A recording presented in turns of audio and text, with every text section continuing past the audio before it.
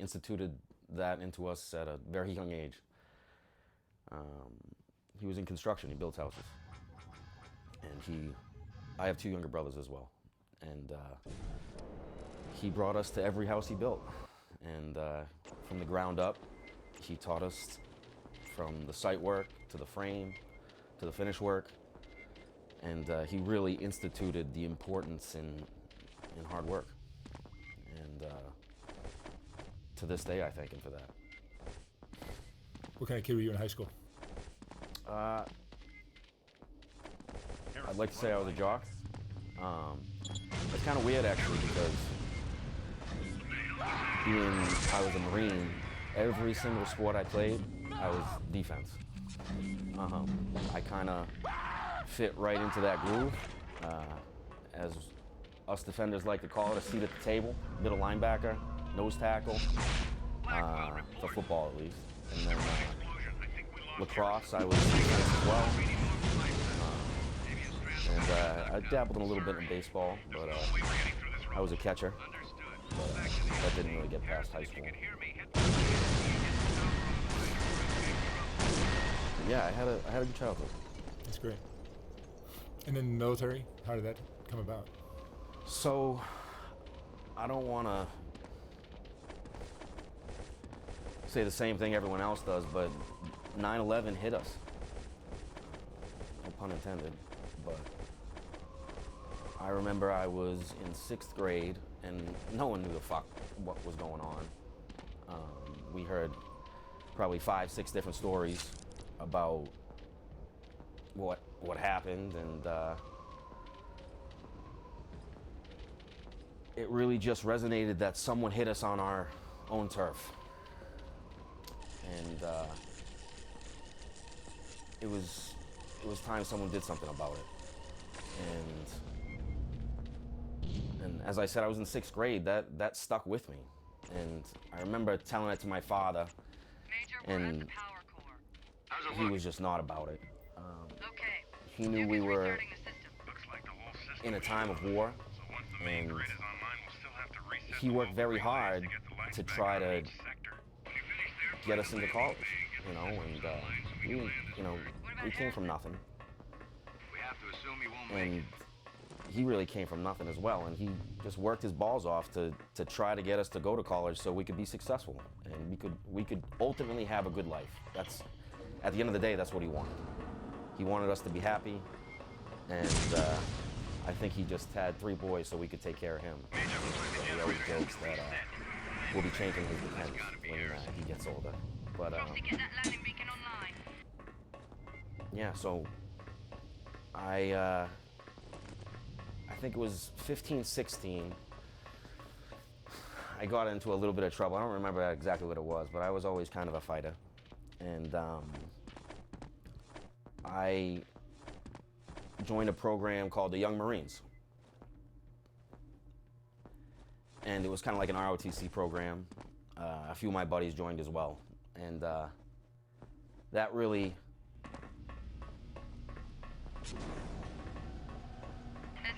sealed the deal for me. You know, it was going to be the tip of the spear, guys on the front lines. That's where I wanted to be. And at the age of 17, by myself, no one else, I somehow connected with a recruiter, told him what I wanted to do, and good work, Marine. I pretty much got to the point where I was about to leave, and my father ganked it, and he said, if you're gonna do it, it's gonna be 18, you know. And from 17 to 18, he tried his absolute hardest to convince me not to do it. I mean, I think ultimately he was scared, and he didn't want to lose his son, period. Junction of corridor 1C. My father's not someone that gets scared. I'm sure everyone has that feeling about their father. But it was different with him. That's the first time I saw my dad show any kind of emotion, really. Proceeding towards the core. And it Hey, slow down there, Duke. definitely affected me. But there was something inside of me that always just told me that the Marines was it for me. And 18, I signed the papers, and I went to MEPS, got cleared on the medical side, and right after I graduated high school, I was. Do you think there's something in your makeup, your personality that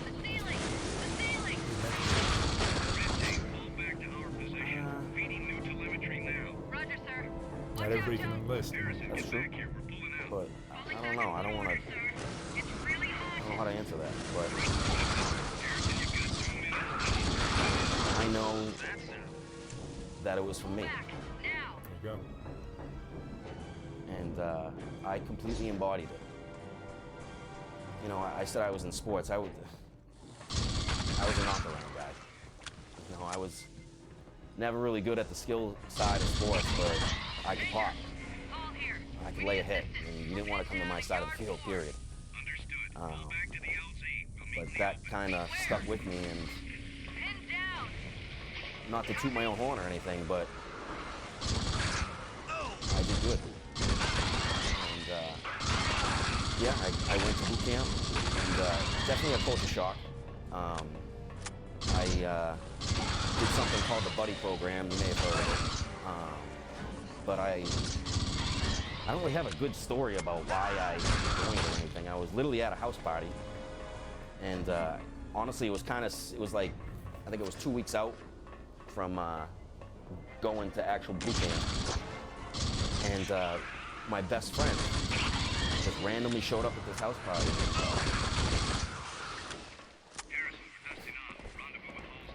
He sat down next to me, and he's like, Nicky, what's your plans for, you know, after high school? Because I don't think college is going to work out for me. And I told him, I was like, hey, Mike, you know, this is what I'm doing. And he's like, really? Well, you know what? Whose car are we going to take? And yeah, we did it together. And I got to say, I was absolutely relieved that I had someone to go with, especially him. I was nervous as hell. But yeah, Mike went with me. And to this day, I appreciate that. He's always been the type of guy to this day. He's always had my back, and I gotta tip my hat to that kid. Mike, I appreciate you. I was actually his best man at his wedding. But that's getting off track. But yeah, so we went to boot camp, and as I said, it was a culture shock. But in boot camp, everyone has a job, and me and Mike were the window cleaners. And when you're a window cleaner, I was with 1st Battalion Alpha Company, and we overlooked the parade deck. And the parade deck is where everyone graduates. So every morning, we are washing windows, seeing everyone graduate, and we're in our first couple weeks of boot camp getting absolutely slayed. And Mikey looks at me and he's like, hey, you know, Nick, maybe we shot the gun a little too early. I don't know if this was the greatest decision, but I always calmed him down, and we found a way to make it work. But something that sticks in my head about boot camp, probably everyone says in boot camp that, you know, the drill instructors that taught them or trained them were cream of the crop, the toughest guys around. But I wish I could show you the absolute demons that trained us in boot camp, because they were guys that had been the first ones into Fallujah in Iraq, and Baghdad as well. And those guys were an absolute different breed of Marine. At that time, I remember they always told us this story that before they went into the cities, the Air Force dropped flyers that basically said, and it was either Pashtun or Dari, which is the two different dialects of what they speak over there. anything moving is dead. If you don't get out by this date. And yeah, they called them stormtroopers. Anything that moved was shot, killed, bagged, and tagged. And those were the guys training us. There was one who was a kill hat. Kill hats are just the guys that absolutely break you down to nothing and build you up into the man they want you to be. And I remember hating this guy. His name was Staff Sergeant Chambers. But he was an absolute animal stud of a Marine. And this kind of shows you, I mean, I guess nowadays they would consider this hazing, but we didn't do it again, whatever it was that he was hitting us with. But we had mail call. And anytime mail comes around, whether you're in boot camp, you're deployed, you're in country, it's like, it's a big deal. And we had a keg party before we went to boot camp. And this was back when Instagram wasn't around, iPhones weren't around, and we just had the Polaroid pictures. And there were some suspect pictures, to say the least, of us, you know, doing keg stands, just having a good time before we left for boot camp. And in boot camp, you're only allowed to look at mail at certain times, and pictures are highly discouraged. So Mike got his mail, and he saw the pictures, and he hits me. He's like, "Nicky, let's go take a look at these." And at the time, the only time you got a little bit of privacy was go hit the head. And the bathrooms in boot camp were open stalls, so you literally just had to sit on a toilet, take the shit off, go to the bathroom. Me and Mike sat next to each other, and we're going through the pictures. Unfortunately, Staff Sergeant Chambers had noticed both of us going to the bathroom together, which is a no-no.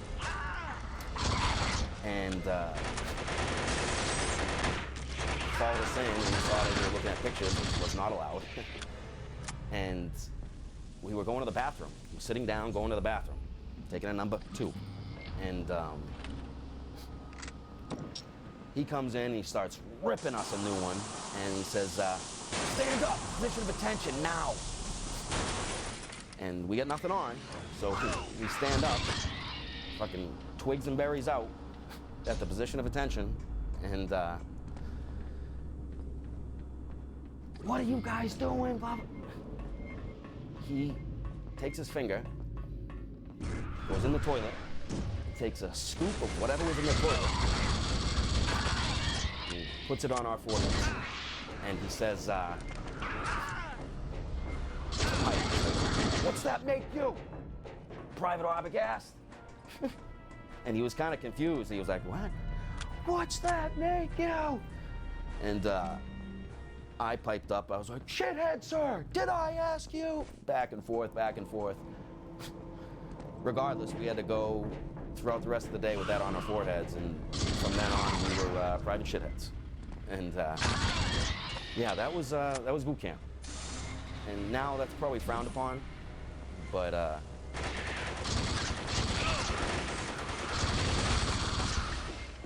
they brought us down low and made us into absolute killing machines. And that's kind of harsh saying that, but I gotta say I thank that man today. He got me ready for the real world.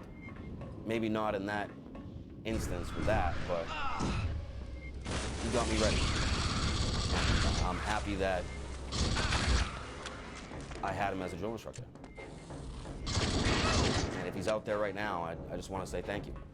Staff Sergeant Chambers, Gunny Chambers, whatever you are, you're an absolute stud. Thank you. You absolutely got me ready for Afghanistan. So, the Marine Corps is a blur after boot camp. Everyone goes to their jobs, does their training and gets stuck with the unit, they're gonna go. And keep in mind, at this time, this is when I wrapped it. And that ultimately was the reason my father didn't want me to go, and he was dead on with that. To this, I hate it, but that man is always right. To this day, everything he tells me, I don't listen, of course, but he is always right. And he'll let you know. But I gotta start listening to him, because everything he has told me, he has been dead on. Regardless, I got attached to an infantry platoon pretty quickly. I was a field MP. That was my job. And I got attached to 2nd Battalion, 3rd Marines out of K-Bay in Hawaii. And at the time, I was in Japan with 3rd Marines, and I had a salty, I believe he was a corporal or a sergeant at the time, Sergeant LeClaire at the time chose, I think, 10 Marines to go with him on a special little, at the time he called it a special mission. I don't know how special it was, but he said that we were going to be seeing combat right away. And of course, my hand shot straight up, and they always tell you in the Marines, never volunteer for anything, but I gotta say, I'm thankful that I volunteered. To a certain degree, because, yeah, don't get me wrong, I'm a little goofy now, a little fucked up, but I made some of the best relationships of my life.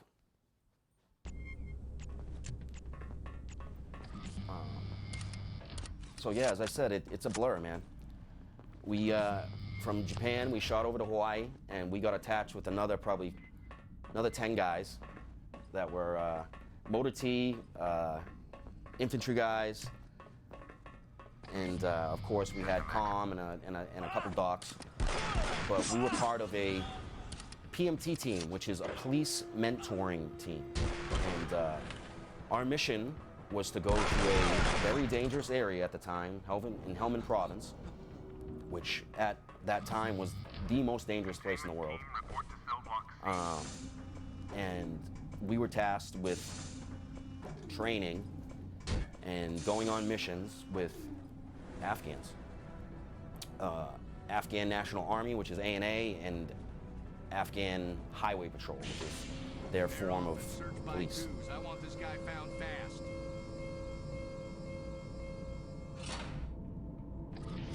Right away We don't have enough problems already. in Hawaii, Still have a bug running around when we somewhere got on attached to level these 12. guys, Goddamn Marines.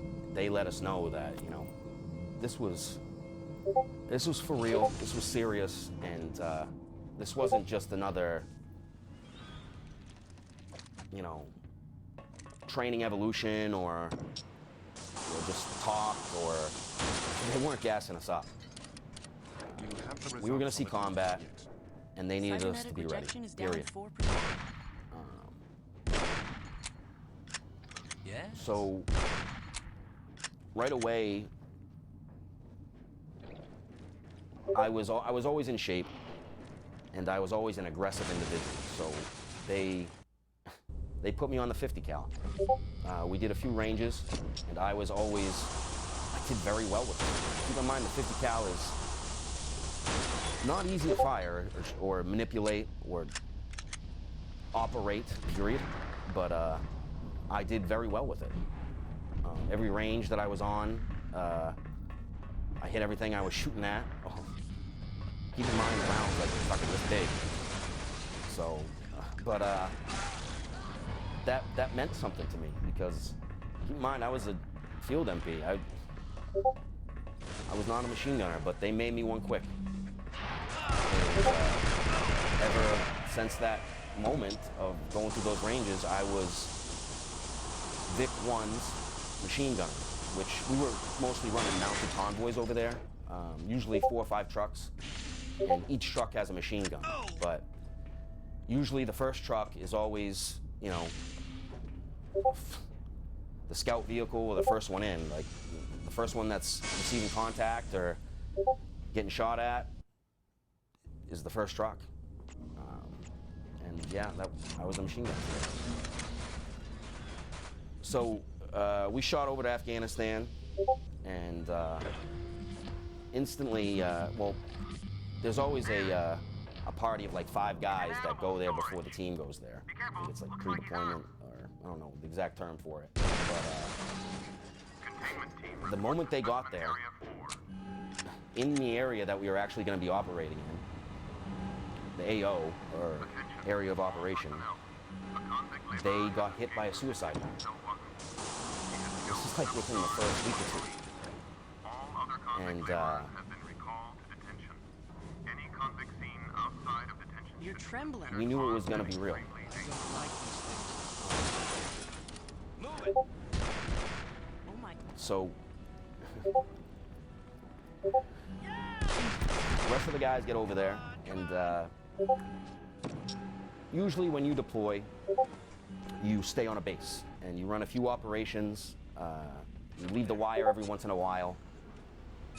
We lived off of the base,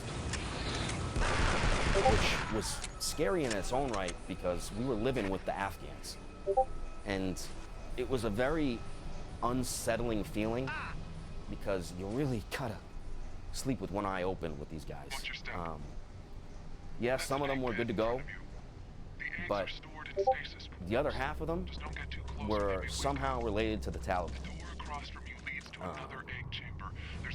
And when you're living with these people, that is not something you want to deal with.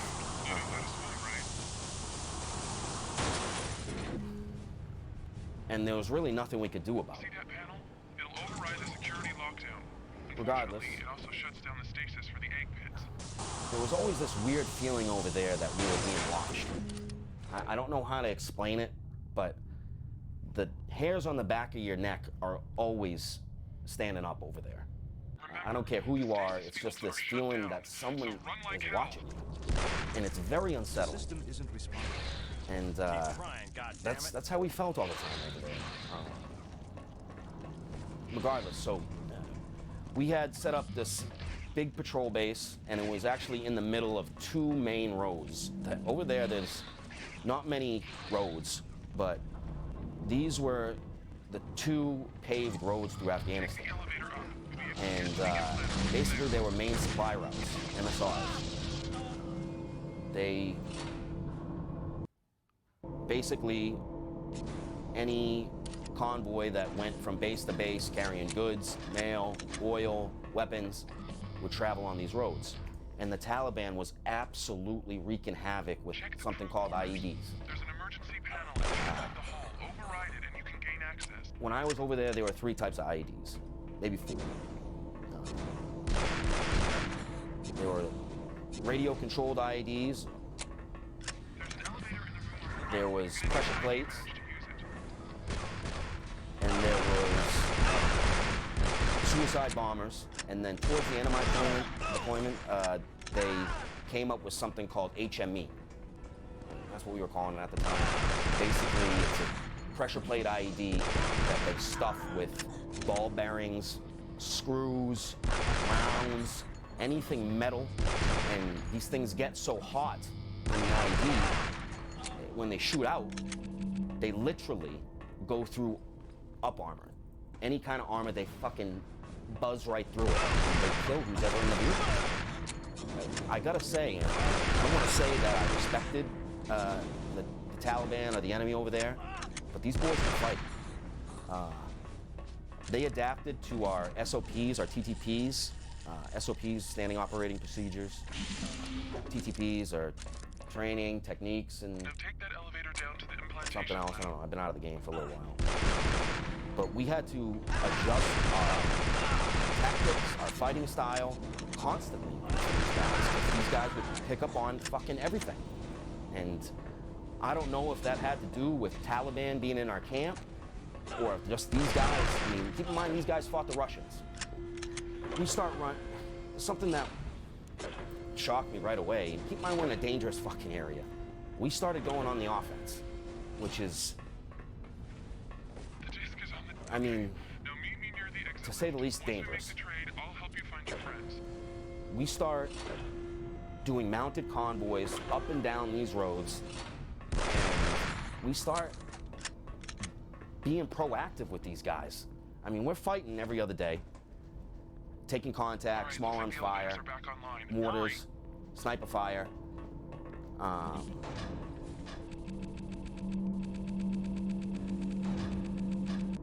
But we're finding these IEDs. And IEDs was that was their bread and butter. That's how they were being aggressive over there, and that's how they were actually Elevators. Can you hack putting a the dent in panel? us. And I learned quick Something's wrong. about You gotta get where out they there. put these things, how they installed them, how they operated, what to look for. And keep in mind, fucking Afghanistan is littered with trash, littered with vehicles that have been blown up, old missiles, mortar shells, Scud missiles. It's a boneyard. So looking for these fucking IEDs is not something that's simple. And the Marine Corps tried training us for it, but literally is absolutely next to impossible. Keep in mind we're in a mounted convoy going 40 miles an hour down the road, and our first line of defense is a mine roller on front of our vehicle, and then me, up in the gun. I have to visually look on the side of the road, and keep in mind I'm in VIP 1, so I'm the first one that's calling out these things that we need to look for to be proactive, to try to stop these IEDs absolutely blowing us to hell. Head back across the skyway. Also, the leader for us was, Be careful. The his wind's name was breaking. Captain Donnerstadt. He was always in my vehicle in the shotgun position because he would always be on the comms and reading the Blue Force tracker. And honestly, he was the guy finding these fucking IEDs before I was. Keep in mind, he's in the vehicle. I'm up in the gun. He's making me look like an absolute chump. Stopping the vehicle, getting us out. We're doing 05s and 25s, which is basically over there. The first line of defense against IEDs is 05s and 25s. It's when you stop and get out of the vehicle, open the door, you look down, you do a canvas around the vehicle, that's 0. You go 5 meters out, you go around, you're looking for IEDs, and then you go 25 meters out. That's how we basically see if there's anything around the vehicle that we're at. Keep in mind, always when you get out of the vehicle, you close the door. If an IED goes off, takes you out, you don't want it blowing up everybody inside. So there's little things like that that you need to be proactive about.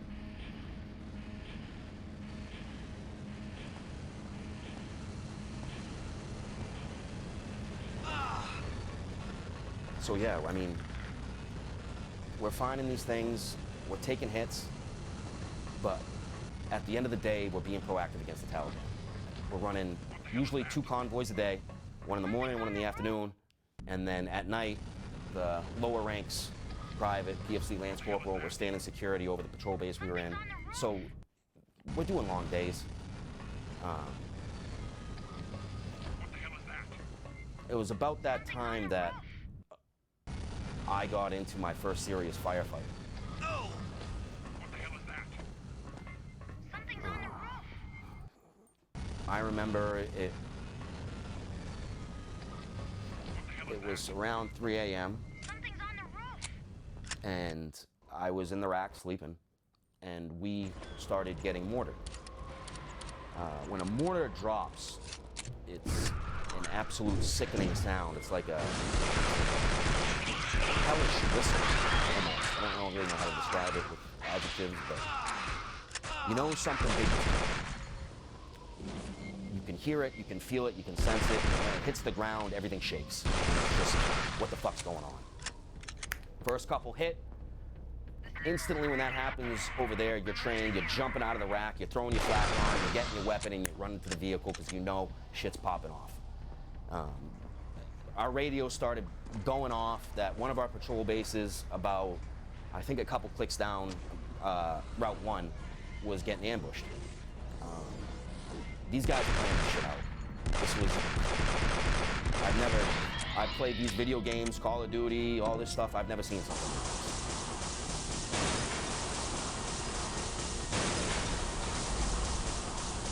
So keep in mind, I run in my vehicle, I get my 50 up, headspace and timing, good to go.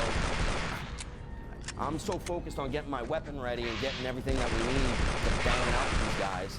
I realize I'm in my boxers, I got my boots on, and I got this t-shirt on. Fuck it, our guys are getting hit, we need to get the fuck out there. Our trucks are up, we start blowing out there. And keep in mind, I had never been in a firefight at night before this. We're the fastest I've ever gone in the truck that I'm in, going to this patrol base. Radios are going crazy because Afghans can't really speak English, so the interpreter's on the radio, blah, blah, blah, blah, blah, blah, blah. We don't understand. All we hear is Taliban. And going into this thing,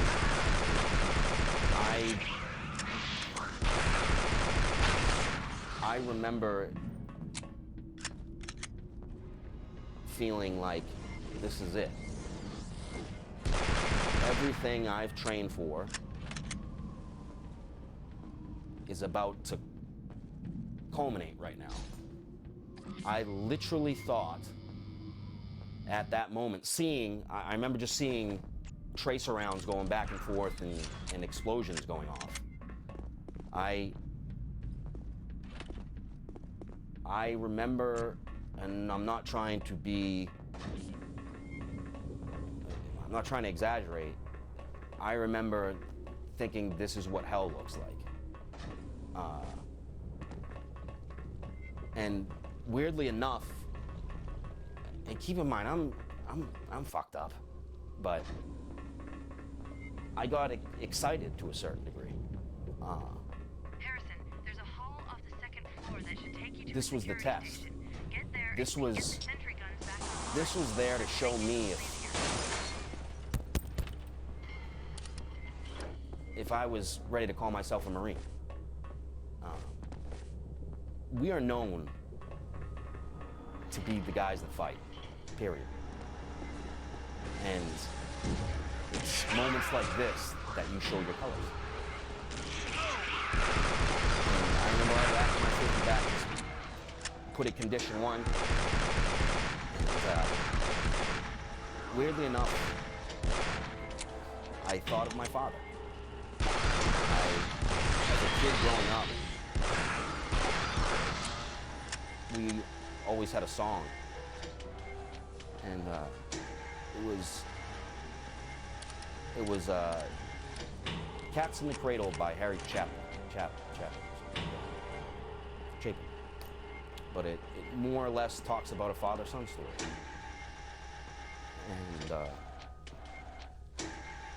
And I honestly didn't think I was coming back out of this. And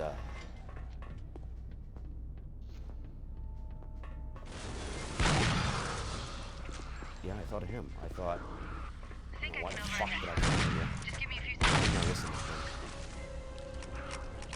I got 2 younger brothers that I should be helping, grow up. But yeah, regardless, I remember that hit me, and I got angry. And I was like, these motherfuckers aren't taking me out. Who the fuck are they to take me out? They come over, they fly our fucking planes into our buildings and kill thousands of people. And I'm coming over there and they're about to kill me? Fuck that. I got furious. Keep in mind, I have the biggest machine gun the Marine Corps makes in front of me. I was ready to go.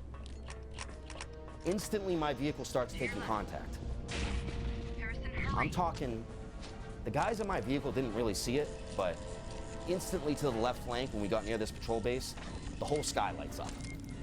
all you really see in an instant like this is muzzle flashes. Harrison. The rounds weren't hitting our vehicle yet, but instantly I started chirping with the 50, and these guys were kind of far out at this point. And my captain is like, Cardi, what the fuck are you doing?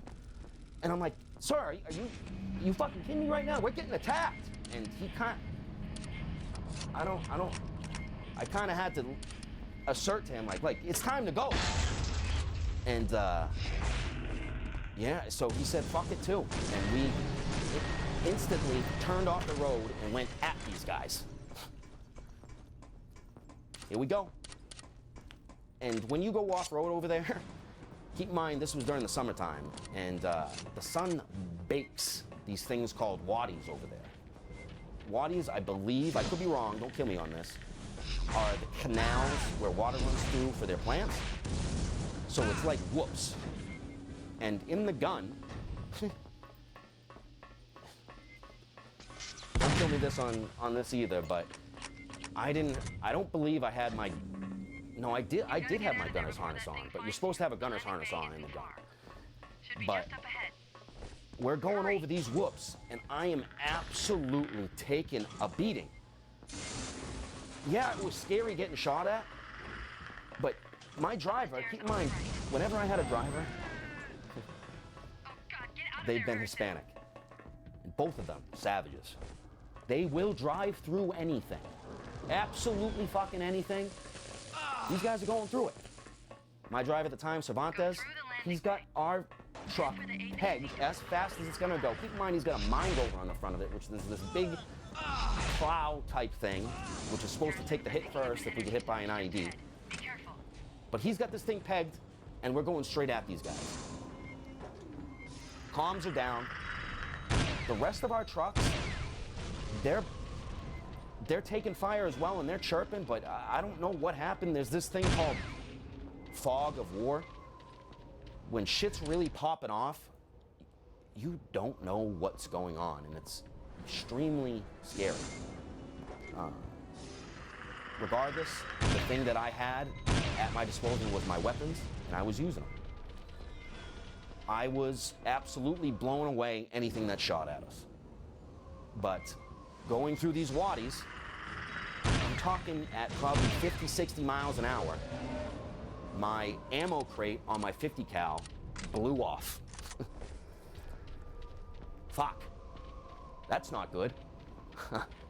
My biggest weapon is down. And at this exact time, we had a vehicle in front of us. I don't know how many people can say this, but I saw the whites of this guy's eyes. All the other vehicles scattered, and this vehicle was trying to get away. Cervantes was right on his, my driver, was right on his six. I'm talking from me to you. And I see in the back seat this giant machine gun. And I see, which at the time I believe was a PKM. I see the guy in the back mask up and come out the window and just start blasting. And his goal was to come up and hit me. And yeah, he didn't.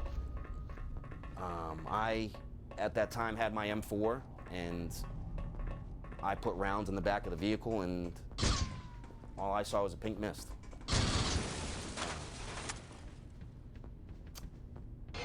Regardless, the vehicle was still taking fire, and I remember on the right side of the vehicle, it's just sporadic.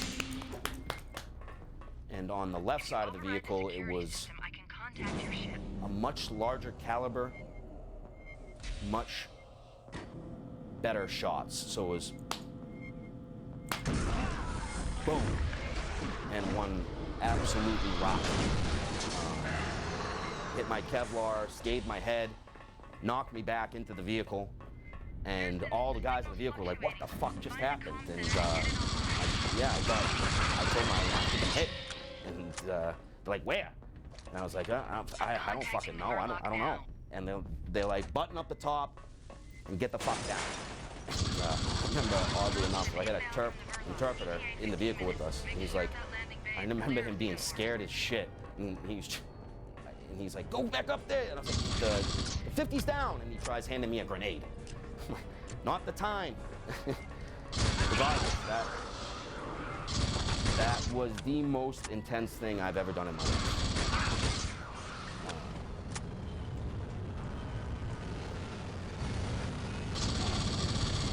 Thank God none of us were hit. We had no casualties.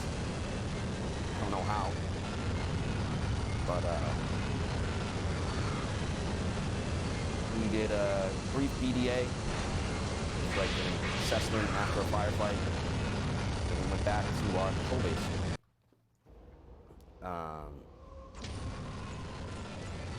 I remember afterwards, after something like that, we all clean weapons.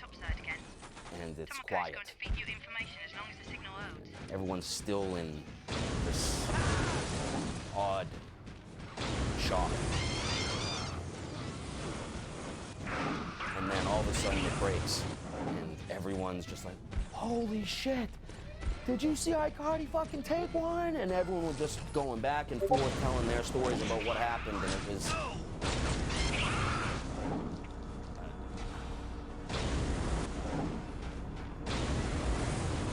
almost like a family. Survey site. They abandoned it after the POC went down. These ruins are ancient. Certain feelings you get over there that you never feel again. They're powered by geothermal energy using That right incredibly there, sophisticated I gotta reactors. say, We haven't even I begun have to understand this technology. never We know for felt sure that the bugs aren't adrenaline indigenous from a to this moment like planet, that so ever whoever again. lived here must have been breeding them. Guess they ran into complications. Not that I want to, but goddamn. So as I said, we worked with ANA and AHP. We had one incident that went down. We got into a brief firefight, and we ended up chasing down a vehicle down Route 606. And we thought it was just full of Taliban fighters, but we ended up ramming it off the road, flipping the vehicle. That portal is I think steam-powered. the guy The inside turbine will be died, clogged. Follow the pipes and but we clear ended out up the getting evidence. close to 50, 60 kilos of raw heroin. And keep in mind, this is the Taliban's bread and butter. They throw it in Helmand, Let's do it. and they ship it to Pakistan. Well, that's what we learned. And that's how they get their weapons, their money, whatever they need to fight us. Regardless, this was very tense. Keep in mind, the Afghans, I mean, I know poor from Boston. One more to go. Don't have any from. These guys are poor. They walk around with their belongings. A weapon, their rags, a toothbrush, which is odd. Every person that I've searched or had to go through their belongings, they have a toothbrush, very nasty toothbrush, and a chai cup. That's what they own. Regardless. I'm having trouble on my end. They are poor. When we brought this heroin back to our patrol base, Afghans were laying down their weapons and stealing the kilos and leaving. Which, keep in mind, I'm 20, 21. I have no idea what the fuck is going on. But this put a very insecure feeling for us, guys that we're training and fighting with, are quitting and stealing the heroin we just got from the Taliban. So I don't know what the fuck's going on there, and basically we all felt extremely uneasy, and we doubled the security at our patrol base, and we attempted to hire new AHP, ANA, and at that time, I could be wrong about this, but this is when Rambo came into the picture. Rambo was an ex-Mujahideen soldier. I don't know if you know, keep in mind I don't know much about the Mujahideen, but what I do know is they were freedom fighters, and they were the ones that fought the Russians. And some of them went Taliban, some of them kind of did their own thing, but these boys could fight. And I had the privilege of meeting one individual named Rambo. And this was the real Rambo. This was no Hollywood Sylvester Stallone. This guy killed me. And walked around constantly. Probably slept with it. Pounds of ammo on his chest for his big 2KM machine gun that he carried with him everywhere. Very intense individual. They talk about Marines having 1,000 yards there, firefights they get into, just things they do. You look at this guy, you know he's been through it.